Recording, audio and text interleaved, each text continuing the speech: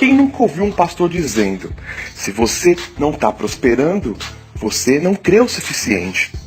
Determine a sua vitória.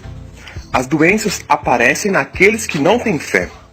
Sim, estes são um dos jargões clássicos da teologia da prosperidade. Se você está vivendo miséria, tem alguma coisa errada que você precisa descobrir na palavra de Deus. A teologia da prosperidade não nasceu no Brasil, ela foi importada dos Estados Unidos. Não é só coisas boas que vêm lá dos Estados Unidos.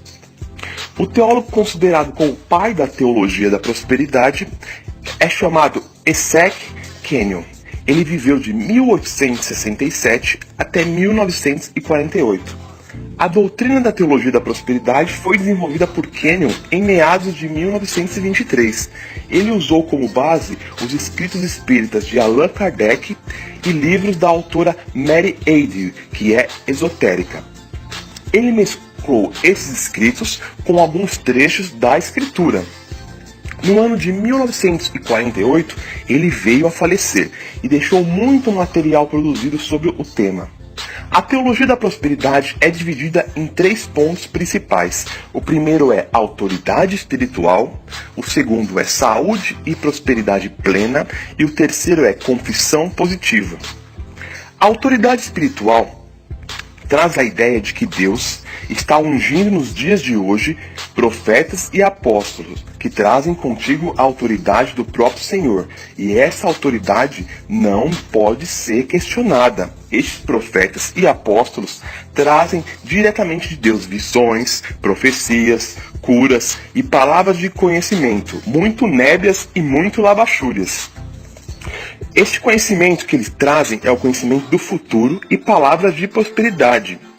Os sermões deles são diferentes dos pregados por outros pastores, e esses sermões são atrativos demais, que fascinam os telespectadores. E estes líderes pregam que os fiéis devem sempre aceitar a autoridade profética ou apostólica. Eu estou chamando da inspiração de Deus, eu recebi no ar um dia desse aqui. No mês de dezembro, você não vai devolver só o de Deus, os 10%.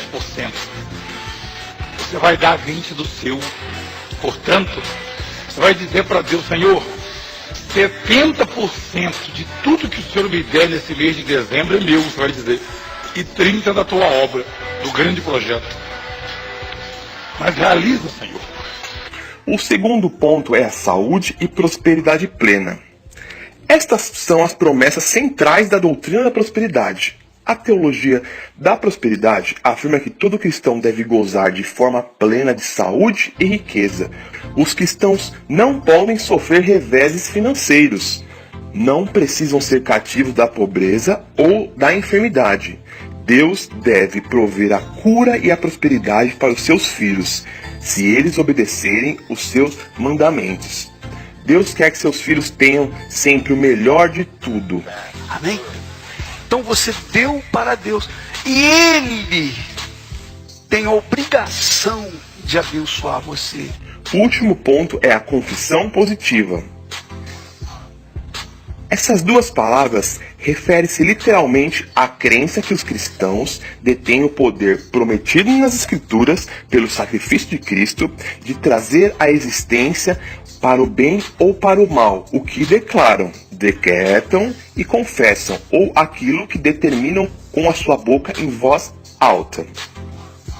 No Brasil, a teologia da prosperidade chega com toda a força junto com a terceira onda pentecostal.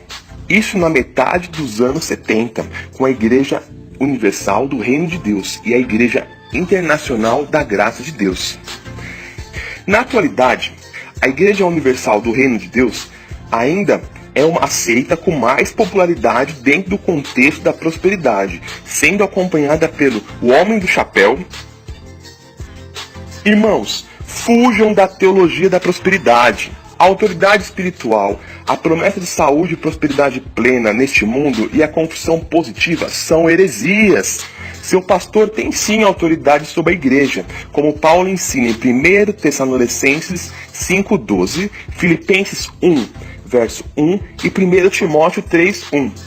Mas essa autoridade não é algo inquestionável, como Lucas registra em Atos 17, verso 11.